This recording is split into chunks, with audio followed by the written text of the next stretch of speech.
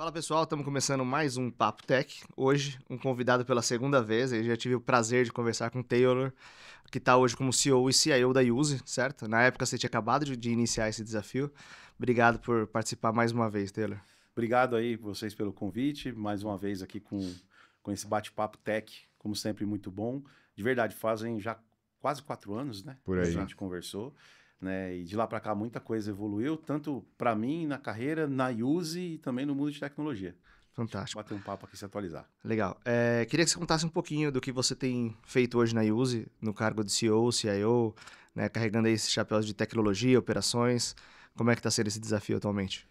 Cara, um desafio muito interessante, né, com essa missão de cuidar aí da diretoria de operações, né, operações de negócio e também a diretoria de tecnologia, né, e é uma visão que a gente tem buscado como empresa de ter uma associação de sinergia e evolução como contexto. Então, quando você funde uma visão de tecnologia que é transformacional e dentro do negócio, e você aproxima de uma área de operações que classicamente, naturalmente, é aquela última ponta muito operacional, você começa a levar elementos de tecnologia, elementos de transformação, cultura, mindset de tecnologia para dentro da operação. Então é isso que a gente tem feito aqui nesses últimos anos. Eu, particularmente, tenho aqui uma liderança que de fato olham para todos os aspectos de desenvolvimento da empresa, independente se são líderes de tecnologia ou líderes de operações.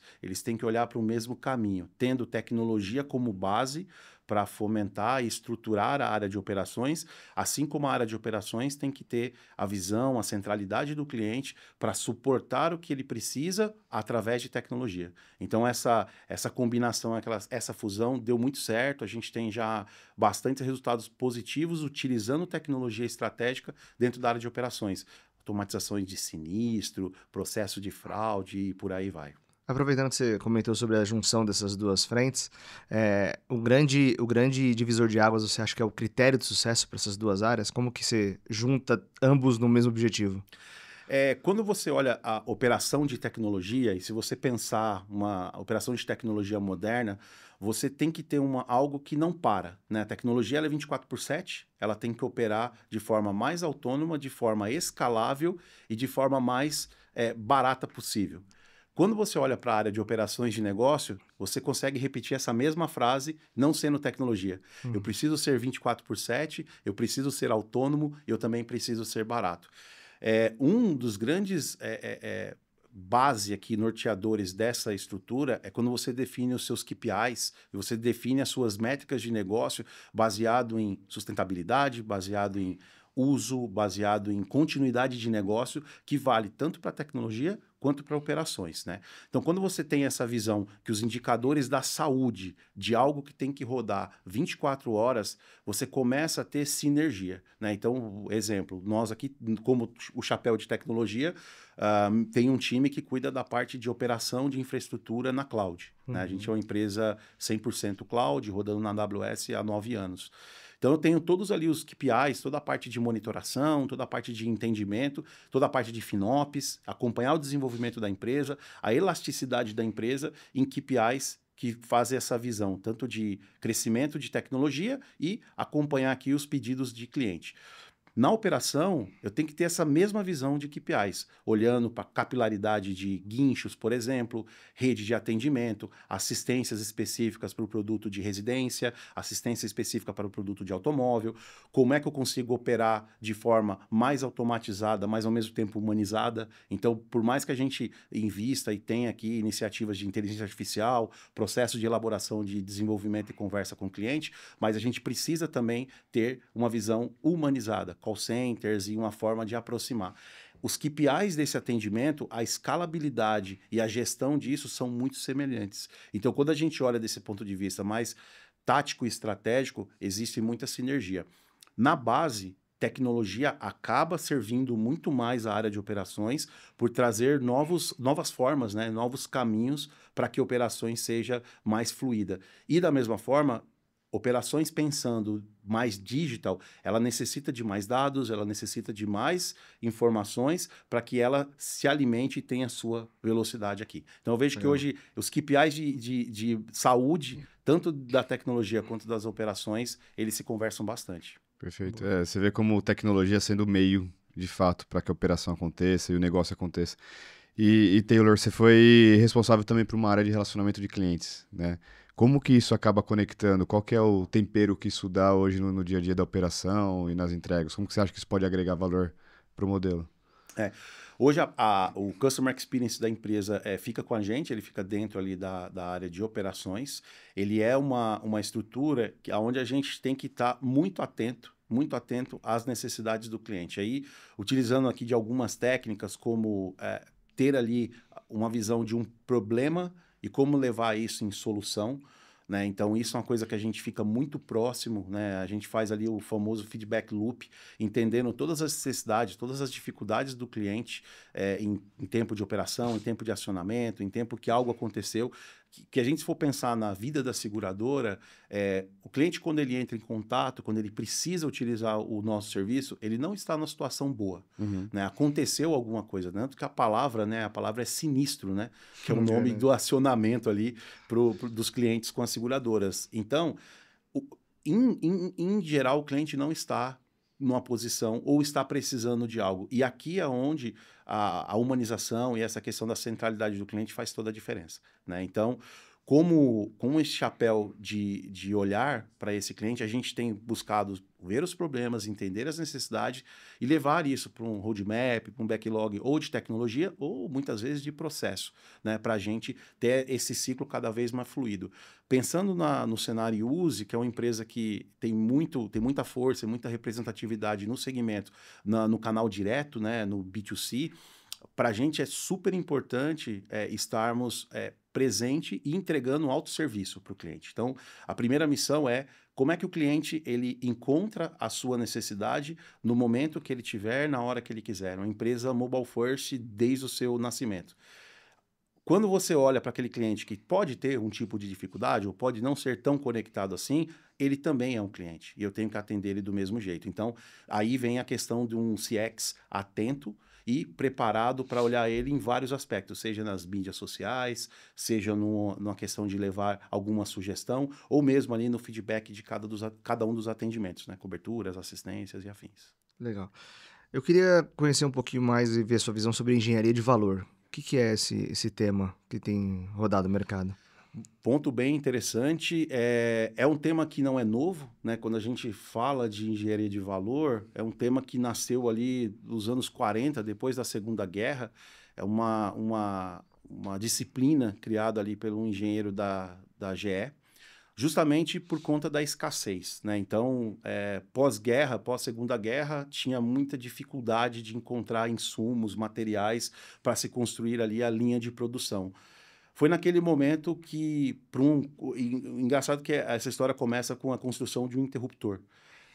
Olhando para aquele interruptor, ele não tinha o material para fazer aquilo. E aí ele voltou à pergunta: como é que eu faço esse interruptor entregando a mesma funcionalidade com outros materiais, possivelmente mais barato e mais rápido? Uhum. E através dessas perguntas e com base na engenharia, foi onde nasceu essa visão de engenharia de valor. De lá para cá, muita coisa evoluiu, é uma disciplina bem difundida e ela foi sendo base de outras disciplinas e combinando, né? Se você pegar uma visão de Kaizen, se você pegar uma visão de Lean, você vai tendo elementos que se baseiam muito nessa questão da escassez, da frugalidade, de você olhar para algo que você realmente precisa, que você entrega valor para algo, seja na cadeia de indústria ou até mesmo na cadeia de software. Como é que isso chega de verdade para o cliente?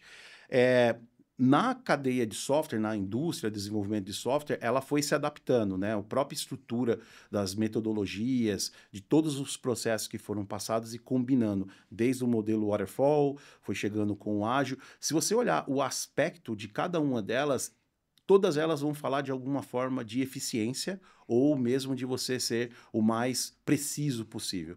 Só que entre a subjetividade de criar um software e você, de fato, materializar um pedido ou algo que, de fato, o cliente precisa, é aqui que mora a engenharia de valor, que é fazer a pergunta se de fato preciso mesmo fazer essa funcionalidade.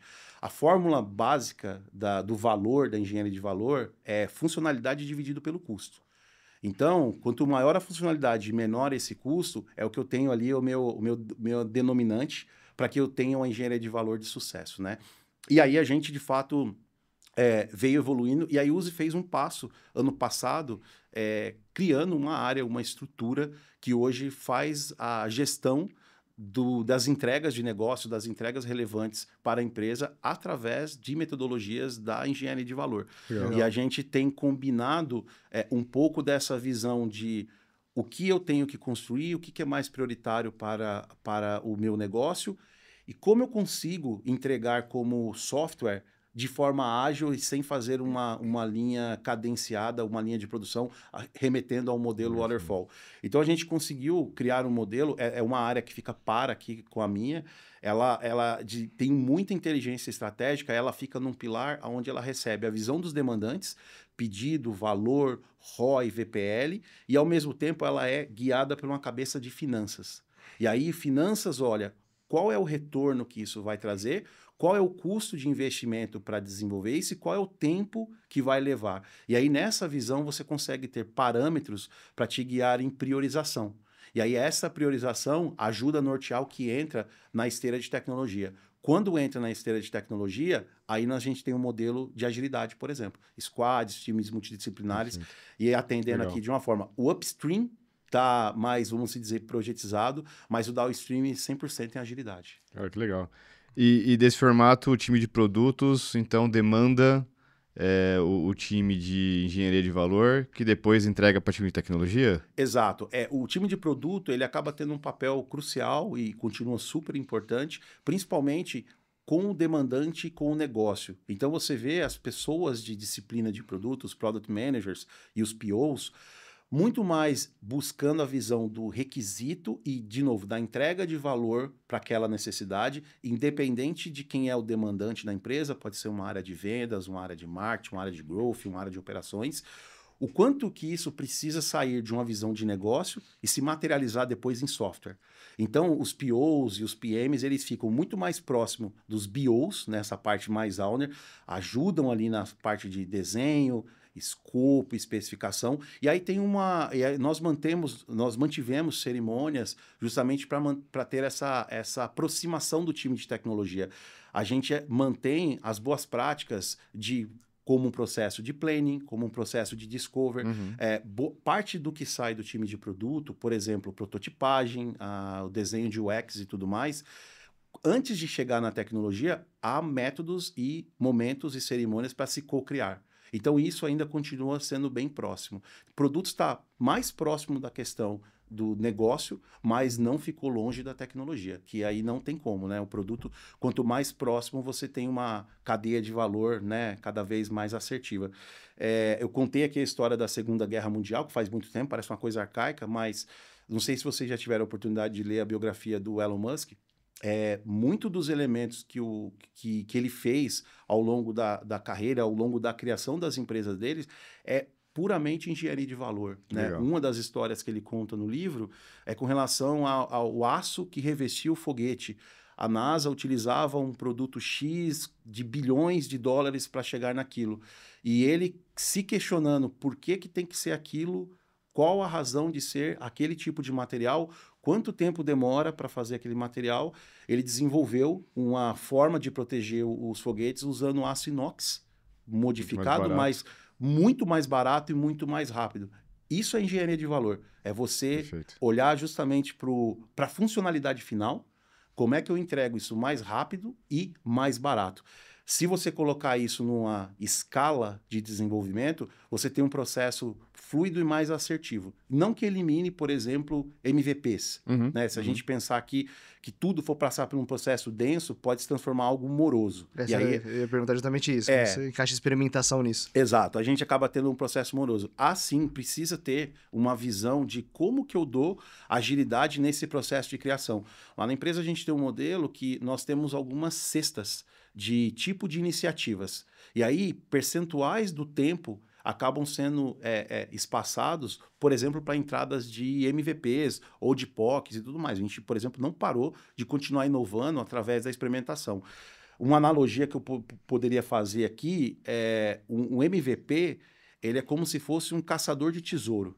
Ele vai para uma ilha, ele vai caçar um tesouro, ele vai ficar buscando ali encontrar o ouro. A engenharia de valor vai fazer a ponte que vai chegar do continente à ilha com maior eficiência e com maior segurança. Uhum. Então, já sabendo que existe um ouro.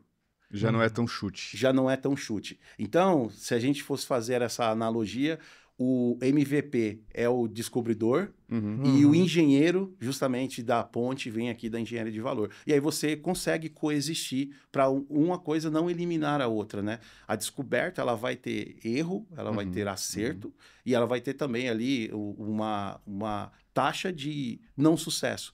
E faz parte do processo criativo.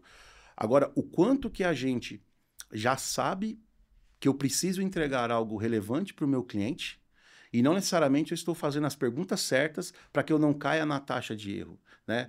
Outra coisa que se confunde nesse processo é qualidade versus erros de experimentação. Fail fast com erro zero. Fail fast é processo inovativo, estou buscando um item que nunca ninguém fez. Falhei. Isso você corrige rápido e arruma. É diferente de fazer um produto sem qualidade. É diferente de fazer um produto com uma taxa de erro alta, justamente porque você está, de forma subjetiva, querendo entender o que o cliente faz. Então, a engenharia de valor com a experimentação, ela encaixa bem. Ela seria praticamente um passo após, né, quando você vai, de fato, investir num arcabouço mais completo e até mais caro para a empresa. E aí você olha, de fato, com uma estrutura mais densa, entendendo retorno e investimento aí, produtos, funcionalidades, serviços e qualquer ponto. Eu acredito que isso dissemine na cultura também, né? Os times começam a pensar já com essa cabeça de valor, né? Isso é outro ponto. Quando você tem as empresas, naturalmente, que nasceram nesse processo 100% ágil e 100% distribuído, exige muito a maturidade das pessoas que estão ali liderando, né? Sejam as squads, sejam as tribos. E essa maturidade não vem só do conhecimento funcional de criar um produto, mas de se imaginar que uma squad é como se fosse uma mini empresa. Ela tem ali o seu caixa próprio, ela tem uma fonte de receita. Se você abrir um canvas de value proposition, por exemplo, você deveria saber desenhar uma squad ali dentro.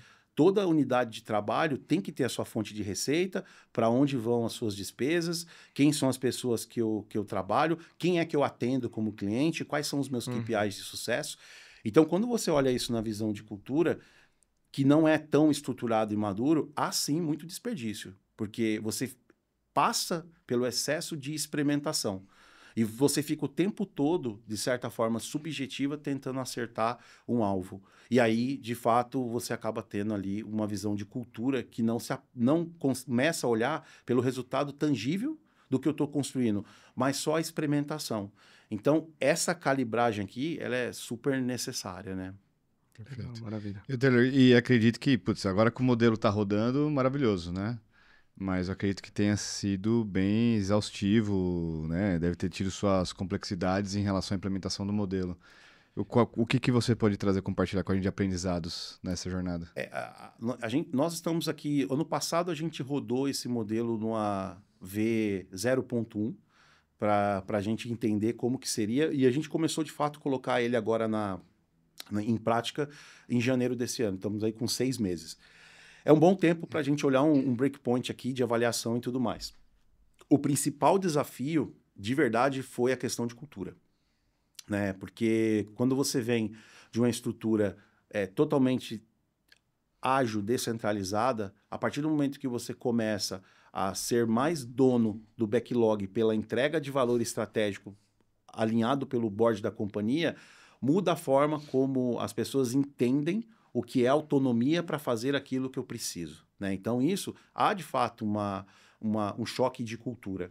Outro item que também a gente destaca é como é que essas cerimônias elas passam a ser fluídas, mas, ao mesmo tempo, não obrigatórias, como todo mundo trabalhando junto. Se você for pensar no método ágil, É mais importante interação e pessoas, né? Uhum. Ali do que só documentações e processos extremamente detalhados. Então, você vai construindo o software com o dia a dia, ajudando a guiar, corrigindo pequenas falhas e elevando. Num processo de engenharia de valor, para algo mais estruturado, você precisa ter maior densidade de documentação, uma prototipagem melhor, uma especificação mais profunda. Isso aqui também, para uma empresa que sempre foi um modelo ágil, também é uma dificuldade, também foi uma forma de cultura, né? Então, de mudança de cultura. Uhum. Foi um desafio grande. E mesmo tendo essa visão de valuation, de ROI das iniciativas, já temos aqui uma necessidade de criar, por exemplo, uma pista de fast tracking. Né? Isso aqui que é algo que não está no modelo, que está mais próximo do ágil do que do modelo clássico de engenharia de valor, que trabalha baseado ali em business case, mas é uma adaptação, por exemplo, 6 meses depois nós já sentimos essa necessidade e aqui muito em breve a gente vai estar inaugurando uma terceira raia aqui de trabalho, né? Além dessa visão mega estruturada de valores e valuation, como é que eu faço entregas menores, mais rápidas, mas também focadas, né? Uhum. Então, isso aqui são toda adaptação e aprendizado. Perfeito, Legal. muito bom. Acho que a grande mudança estrutural foi a criação dessa área, né? Que é algo que não se vê muito, eu acho. Não, e não se vê. E o engraçado, Caio, é que ela fica de um jeito diferente. Que se for pensar classicamente nas empresas, você tem o escritório de projetos, né? Ou o PMO clássico, né? E aí ele está muito mais olhando a visão do portfólio da empresa, a estratégia, e não conecta na parte da entrega, de fato, quem que vai fazer essa execução, né? Esse mix aqui que a Yuzi criou é muito interessante porque o owner dessa estrutura, ele acaba sendo agnóstico. Não é ninguém de tecnologia, mas também não é ninguém de negócio demandante que possa influenciar somente o interesse daquela área. E ela tem um ponto racional de equilíbrio que é a gestão financeira.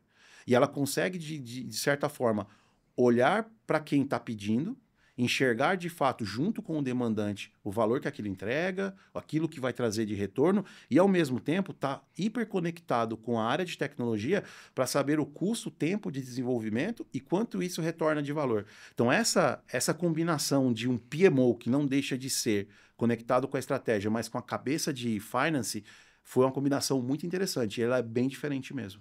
É um perfil de... Hoje, quem compõe esse time de engenharia de valor é um PMO com a cabeça financeira, ou são outros perfis?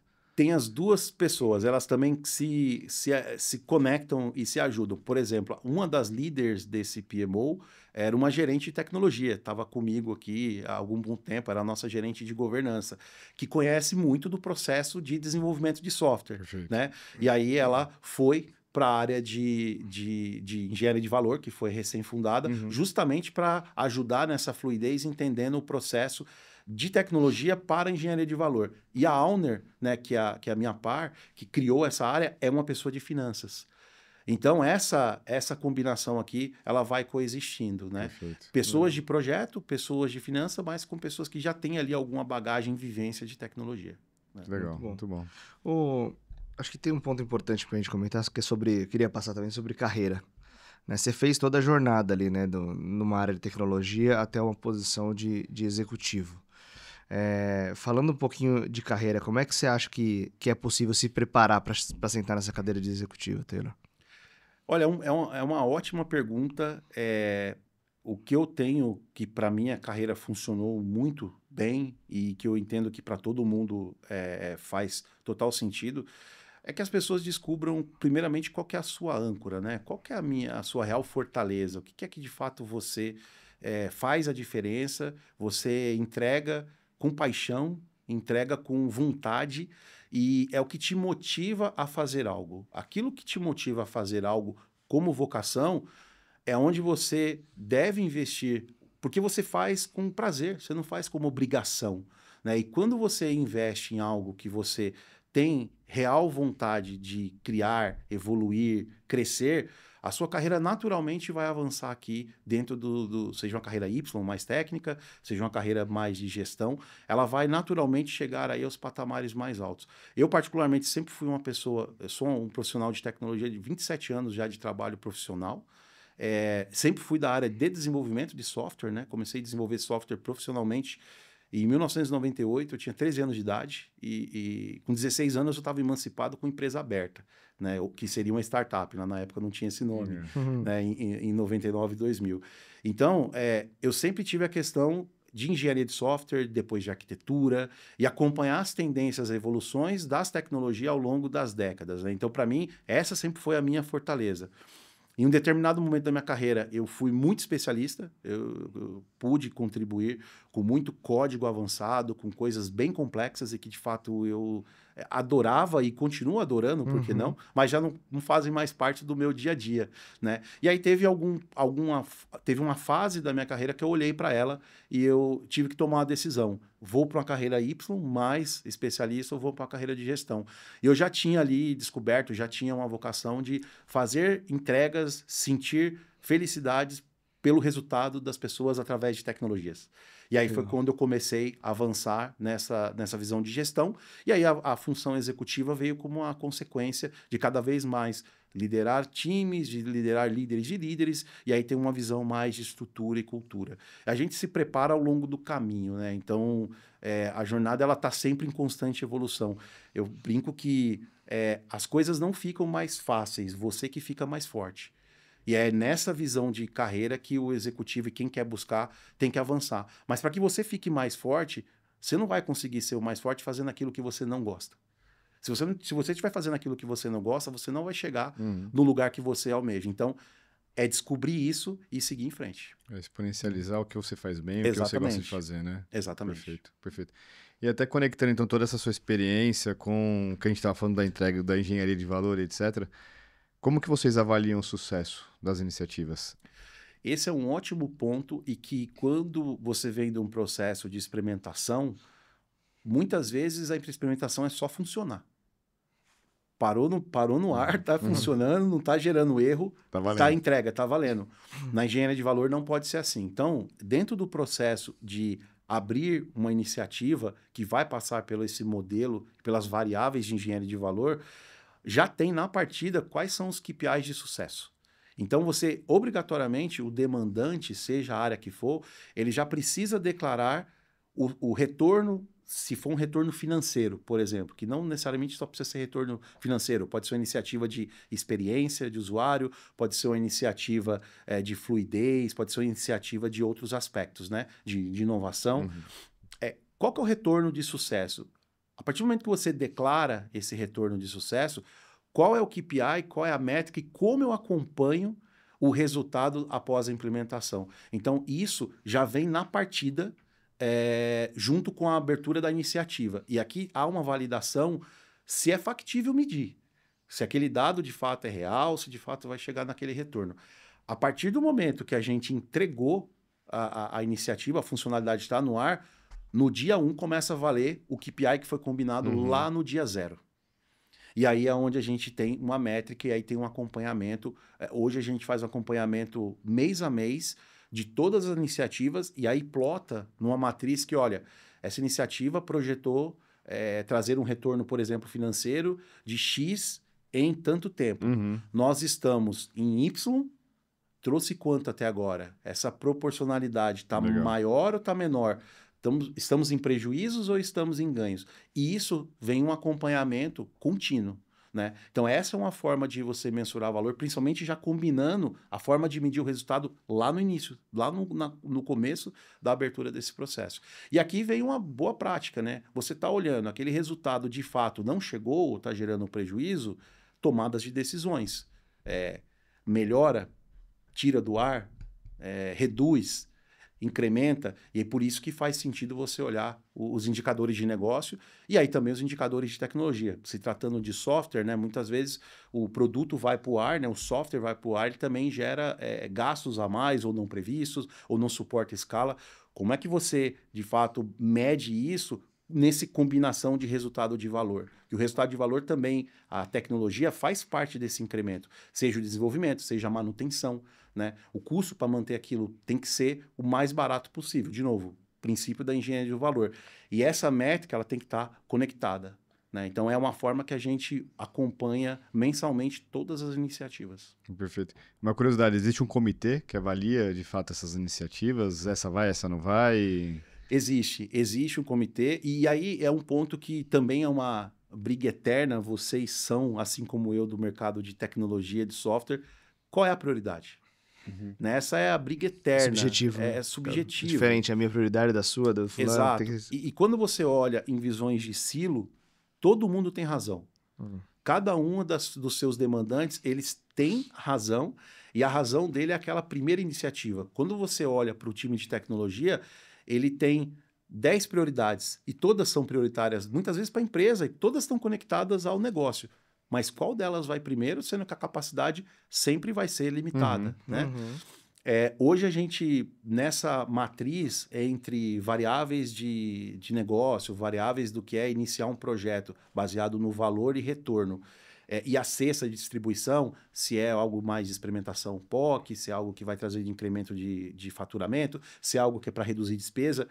Olhando nessa matriz, há um critério, há pesos elaborados e que aí isso aqui é plotado. E aí você consegue ranquear o que vai primeiro para a esteira de desenvolvimento aqui como um todo, né? Então isso ele é organizado e aí você tem essa tomada de decisão. Aí a tomada de decisão para isso, ela acontece de forma colegiada nos nossos comitês executivos, onde nós olhamos para essas demandas e aí já com a visão pronta de capacidade. Porque todo o trabalho de saber se tecnologia consegue fazer ou não, estimativas e essa parte de estrutura de entrega, ela é feita nessa etapa da elaboração da engenharia de valor para provar o resultado. E aí a tomada de decisão, ela fica muito mais consciente, né? E aí envolve tanto o CEO da empresa e todos os heads. E aí os diretores olham para aquela estrutura e veem, bom, beleza, essa aqui de fato vai mexer o ponteiro mais aqui, essa aqui fica para depois, essa aqui ela parece não ter, por exemplo, tanto retorno financeiro, mas ela ataca, por exemplo, uma dor de experiência de cliente, de usabilidade. Então, vamos atacar ela porque ela vai ajudar lá na ponta do faturamento ou, por exemplo, sei lá, reduzir um churn, que o cliente possa sair porque não tem essa determinada funcionalidade. Então, essa tomada de decisão, ela fica muito mais racional, né? E aí tira essa questão do peso do silo, que todo mundo tem prioridade. Muito bom, Boa. muito bom. Anteriormente a gente conversou sobre a questão de estudo e a generativa. Você comentou que alguns anos atrás você estudou no MIT, se não me falha a memória, e na vanguarda praticamente, né? Quando a gente começava a falar ali de assunto OpenAI, ChatGPT e tudo mais. Primeiro assim, qual foi a sua visão lá atrás para olhar para isso? Como que foi essa jornada? E até chegar agora, eu queria falar dos dias atuais sobre a generativa e uma perspectiva, né? Como é que foi esse... O que te fez lá atrás dar o primeiro passo na IA? Olha, é engraçado que mudou até para mim a forma que eu enxergava, porque assim, quando a IA não é novo, né? A gente tem aí papers da década de 70 já falando de combinações de algoritmos para tomada de decisões. E ele era muito restrito, né? A IA ela ficava somente ali, geralmente, nos times de disciplina de dados e trabalhando em funções bem específicas, né? Sistemas complexos, algoritmos ali de alta precisão. E era algo que não era aberto, não era massificado, acho que a palavra é essa, né? E tanto o machine learning quanto o IA, para quem é do mundo acadêmico, para quem é do mundo de dados, é algo que sempre teve ali na pauta, né? Então, olhar para isso lá atrás era algo muito nichado mesmo, específico, né? Eu particularmente comecei a me interessar por esse tema justamente quando eu vi que algoritmos e escala de software cada vez mais exponenciais.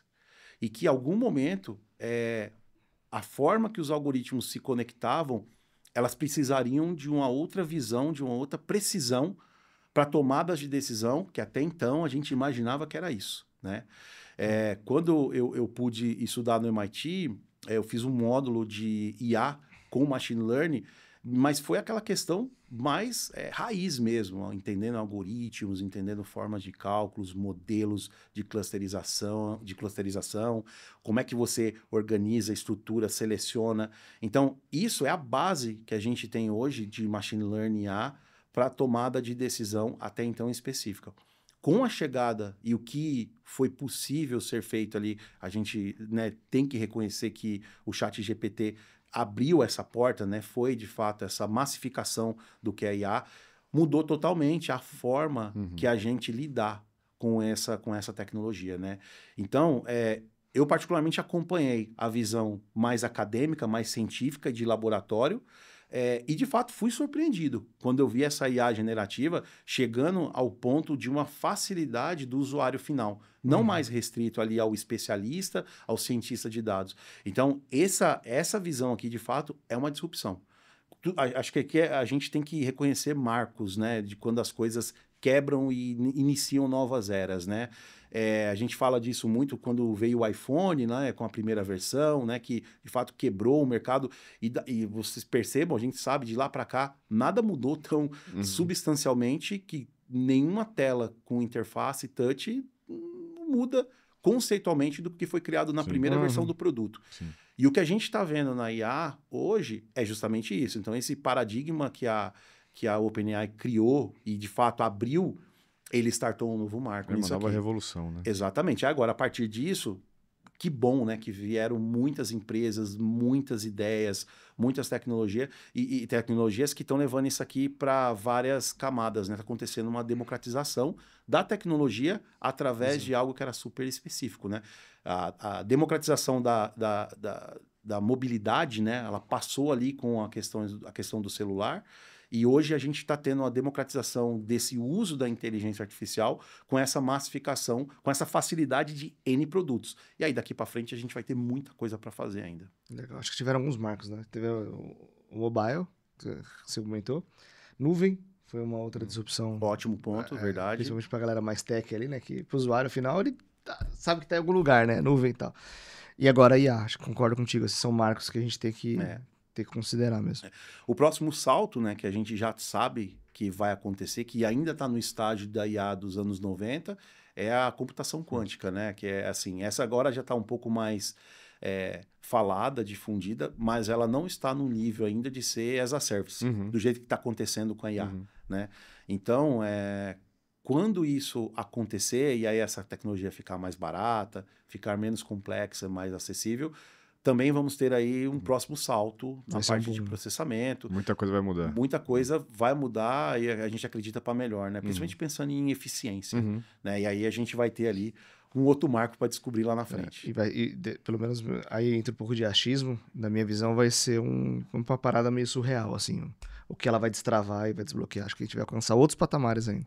Medicina e um monte de coisa, né? Exato. O poder de processamento ele chega numa escala que a gente não está acostumado hoje nas aplicações normais, né? Em alguns contextos, né? Você pega indústria aeronáutica, você pega alguns laboratórios grandes, né? Que têm acesso a essa tecnologia, já tem ali conteúdo rodando, né? Usando o Quantum como base para coisas específicas realmente complexas, né? De novo, quando isso chega de forma democratizada, massificada, muda o game, né? E que a gente acredita que ao longo dos próximos anos aí vai ser um próximo salto. Eu até estava vendo um gráfico sobre a adoção dessas revoluções, né? Então você vê quando a internet, o smartphone, etc., cara, tudo leva um tempo de adoção, né? Então você vê uma linha reta e ela começa a exponencializar. A diferença entre a inteligência artificial é que ela fez assim. Exato. Então a adoção dela foi num processo muito mais rápido, né? Tudo bem, igual você estava falando, desde a época que você...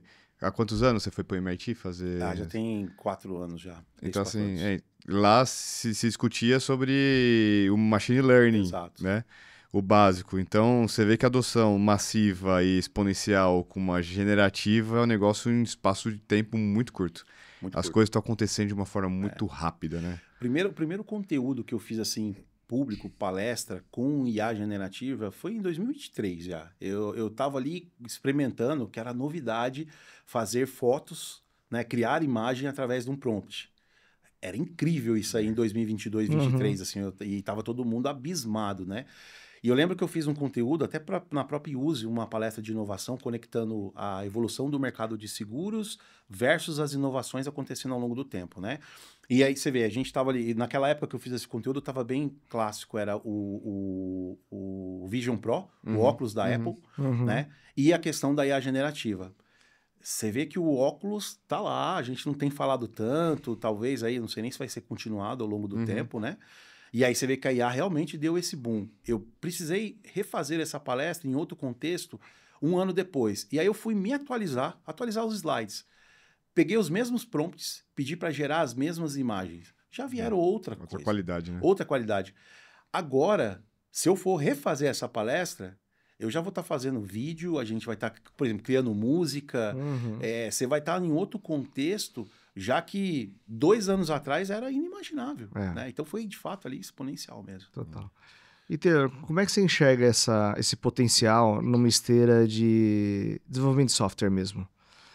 Ali, o Code Vibe que tem se falado, os assistentes de criadores de código.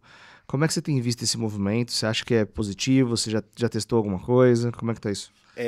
Cara, é muito positivo. É porque, assim, de novo, se a gente pensar na eficiência e naquilo que entrega de facilidade, assim, o desenvolvedor ele não pode ter medo dessas ferramentas. Ele tem que usar ela como aliado. Se você é bom para entregar software, se você é bom para resolver problema, você acabou de ganhar um parceiro para te ajudar a resolver problemas mais complexos, maiores e mais rápido. Pair programming, né? Não, é um pair programming avançado, né? Exato. Então, assim, eu acho que é o primeiro ponto que eu ainda sinto que, em geral, as comunidades ficam ainda com aquele pé atrás, né? De tipo, poxa, eu não sei quem está escrevendo esse código, eu não sei como é que a lógica que isso foi montado.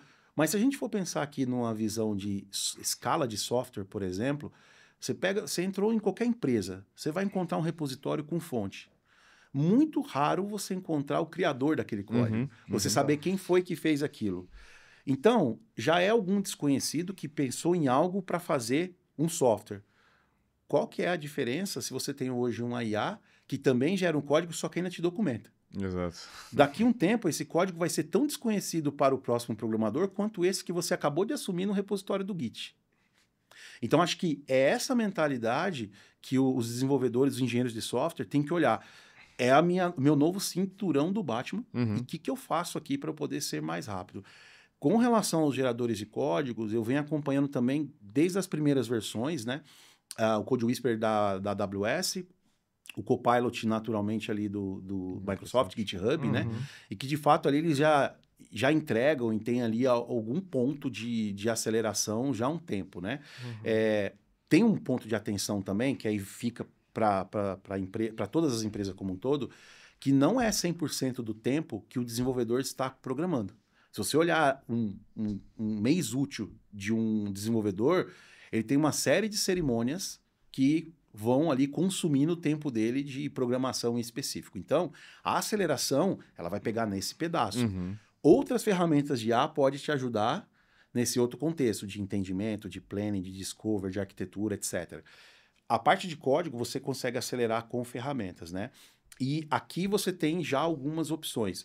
Eu, particularmente, tenho testado algumas ferramentas pessoalmente mesmo, como o Bolt, como o Replit e como o Code Vibe também. A gente tem olhado para isso eu, particularmente, tenho feito alguns testes, né, com esses produtos e tenho ficado literalmente impressionado. Porque recentemente eu fiz um MVP meu, particular, para minha descoberta. Eu criei uma loja de vinhos, um e-commerce de vinhos. Não tenho loja de vinhos, tá, gente? Não vendo vinhos, mas foi uma ideia que eu tive ali só para poder brincar com um prompt. Cara, eu tenho uma loja inteira montada 100% no prompt, desde sistema de autenticação de segurança, com token OTP, processo de estocagem, geração de pedido, tracking de caminhão e frota, gerenciamento de produto, gerenciamento de funcionários, tudo escrito no prompt e com algumas conversas, correções de erros com uma ferramenta dessas, né? Então, assim, de fato, a gente chegou aqui já num outro patamar. Agora, dá para pegar essa ferramenta, plugar no repositório da tua empresa, enterprise, corporativo, conversar com o prompt e subir em produção? Calma. Né? Acho que aqui a gente, de fato, tem que ter responsabilidade. Né? Essas ferramentas são ótimas, elas aceleram, elas trazem ali vários ganhos, mas muita coisa que foi criada tem um porquê. Lógicas, interrupções, regras de negócio, e que aqui há um ensinamento dessa IA que vai ser necessário. Se o desenvolvedor usa esses produtos para acelerar e ele deixa de ser, nesse momento, o coder e passa a ser um revisor, ele começa a ser mais review, ele vai ter ainda o owner do código que vai subir em produção. E ele determina se ele aprova ou não. Uhum. Então, aqui que eu acho que é a grande sacada, que eu acho que a gente, de fato, também, em breve, é um caminho sem volta para muita gente. Tá? Eu tenho tem um ponto, eu concordo pra caramba com você. Tem um ponto que eu acho que é até importante de ter sua visão, que é o profissional entrante nessa jornada. Porque hoje a gente tá olhando um as is praticamente, né? A gente tem que pensar, putz, futuro. O cara que tá entrando hoje, o trainee, o estagiário. Como é que vai se formá-lo dentro desse novo paradigma de desenvolvimento de software, assim, entendeu? Olha, esse é um ponto que eu pude falar em outras oportunidades que, de fato, muda. Porque assim, ó, eu vou falar da minha carreira. Quando eu comecei a desenvolver software, máquinas tinham 4 GB de RAM, Uhum. né? Desculpa, 4 megas, eu tô até 4 errando aqui, ó. megas, 4 é. megas, depois Uhum. 8 megas, depois 16 megas, né? Menos do que um celular, um relógio hoje, um smartwatch tem, né? Você tinha que saber fazer programação mais de baixo nível, né? Você tinha que entender endereçamento de máquina, kernel do sistema operacional, muitas vezes conversar ali mais próximo até do hardware para a aplicação funcionar e você tinha uma escassez. Conforme a tecnologia foi evoluindo, e aí esse é outro problema que até conecta com engenharia de valor, não temos escassez de nada, tá na cloud, é infinito, e é bem entre aspas, isso vai trazendo cada vez mais aplicações com menos entendimento e profissionais que menos vão buscar profundidade, né? A IA generativa para essa geração de código está elevando para outro patamar. Então, de novo, o entrante que ele começa ali já conhecendo somente o prompt, ele vai conseguir desenvolver prompts inteligentes, excelentes. Agora, de fato, ele vai conseguir fazer o troubleshooting daquela aplicação em produção? Tá, eu posso pedir para a IA corrigir o meu problema? Até pode. Eu já fiz isso uma das ferramentas dessa mesmo. Eu pedi para criar uma funcionalidade, ela criou linda. Deu até a documentação. O site não abria. Uhum. Eu entrava lá, o site não abria. Eu mandei dar um fixe, corrige. Ele corrigiu, o site não abria. Eu precisei, por exemplo, 3 vezes, até que ele fez o quê? Um rollback da implementação e implementou outra coisa que eu não queria, só para poder botar o site no ar. Isso, de uma forma experimental, testando no meu cenário, eu consigo fazer. Como é que eu faço isso deixando uma seguradora parada, um legado, banco parado, né? Tentando e acertando num prompt, subjetivamente, para resolver um problema real em produção, né? Então, isso aqui, de fato, é preocupante saber que as disciplinas de engenharia de software, né? Se a gente for pensar, a engenharia de software, ela tem vários pilares, e todos eles precisam de certa profundidade para que você continue entregando valor numa cadeia de software. Esse princípio não pode se perder, porque senão a gente vai ter aqui uma geração muito boa para idealização e materialização até que o troubleshooting seja muito ponto automatizado. Isso aqui a gente sabe que vai levar um pouquinho mais de tempo. Vai melhorar, vai ter ferramenta de IA para te ajudar, mas não conhecer tecnicamente o que você está rodando na sua stack, seja banco de dados, API, integrações específicas, distribuição, containers, etc. Como é que você coloca essa arquitetura no ar? Vai ser necessário. E aqui, para quem está começando na carreira, de novo, aprenda, tenha a sua âncora, seja especialista em algo, porque lá na frente não vai ser desperdício. Concordo. Perfeito. E ainda falando sobre essa questão da IA, como que você hoje no seu processo garante que o uso da inteligência artificial, da IA generativa dentro dos processos e tal, elas realmente vão agregar valor ou se não é só um modismo ou coisa que é passageiro? É um bom ponto. A gente tem olhado na Use, assim, a Use já tem processos de IA e Machine Learning desde a sua fundação. Não era IA generativa, mas a gente já se apoia nesses algoritmos justamente para dar celeridade no nosso produto, no atendimento para o cliente e tudo mais, né? Quando chegou essa onda forte de IA generativa, a primeira coisa foi, vamos usar, queremos usar. Mas aí tem 2 pontos que, de certa forma, eu particularmente tenho conduzido junto com os meus pares a real utilização para o que entrega valor para o negócio com a menor exposição de risco possível, né? Tem algo que ainda está pouco se falando, que é essa questão da governança do IA, né? Na verdade, naturalmente já nasceu o Shadow AI. que a gente tinha no passado com Shadow IT, com automações, robôs, e depois virou RPA e foi até profissionalizado, hoje já está acontecendo com a IA. Então você está tendo, já existe hoje departamentos e funcionalidades que já estão dependentes de um serviço de IA que já não tem mais uma pessoa que faça. Até onde, até quando e a qual custo vai ser essa dependência? Então, isso na visão empresa, visão companhia, como é que eu entrego o valor de uma IA, mas que eu não fique dependente, refém de algo que pode ter um custo que eu não consiga sustentar, né? Então, essa aqui é o equilíbrio entre você entender a funcionalidade e botar no ar. E o segundo ponto é a preocupação com a questão dos dados, a questão da privacidade. 10 anos atrás, um pouquinho mais, veio aquela onda forte, né, que dados é o novo petróleo, né, tenham as suas áreas de dados, criem os seus data lakes, etc, etc. E aí, qual que era a máxima da época? Concentre os seus dados e sua inteligência estratégica não abre para ninguém, porque é aqui que está o seu capital intelectual digital. Agora, a gente está no momento que eu pego todos esses dados, mando para fora, para que algum cérebro pense por mim e traga a minha resposta. E algumas empresas não estão tomando noção de que tudo aquilo que ela protegeu, criou, ela está mandando justamente, muitas vezes, para fora para treinar algo que ela não sabe nem o que, nem onde. Nem criou, às vezes, sabe. Que nem criou. Então, isso é uma coisa que, nesse olhar de equilíbrio entre inovação e governança, a gente tem que ter o tempo todo. Por isso que é importante, quando vem uma iniciativa, não só pelo hype. Ela tem que estar conectada com o negócio, ela tem que ter entrega celery para poder trazer ali o máximo de valor, mas ao mesmo tempo que risco que eu estou expondo e a que custo eu vou precisar manter isso, né? Então, isso a gente tem feito lá na Use o tempo todo, né? Nós temos aqui parceiros grandes, né? A gente é super parceiro também do Google, a gente utiliza internamente o Gemini como solução corporativa, enterprise, dentro do Google Workspace, né? E aí, o notebook LLM, a empresa já utiliza há mais de um ano. Assim, enterprise mesmo, sabe? Hoje a gente tem resumo, tem compartilhamento, até resumo por exemplo, de contexto, de reports, viram podcasts, né? Muito bom podcast. Então, assim, cara, então, isso é o uso enterprise seguro dentro dos contratos e regras de lei da LGPD, consciente, né? Então, acho que é esse equilíbrio que a gente tem que ter o tempo todo, né? O risco de fazer algo que vai trazer um resultado, mas, ao mesmo tempo, quanto que eu estou me expondo aqui, eu posso ter um problema ali na frente. Perfeito. Legal.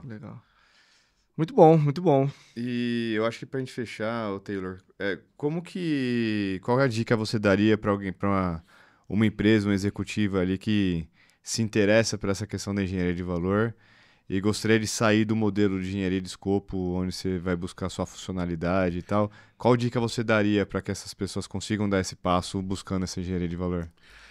Acho que para todo executivo tem uma questão que você vai deixando ao longo do tempo, não é deixando, você vai assumindo cada vez mais o papel de ser um administrador de empresa do que só ser um líder funcional. No final do dia, você e seus pares, vocês têm que gerir um negócio.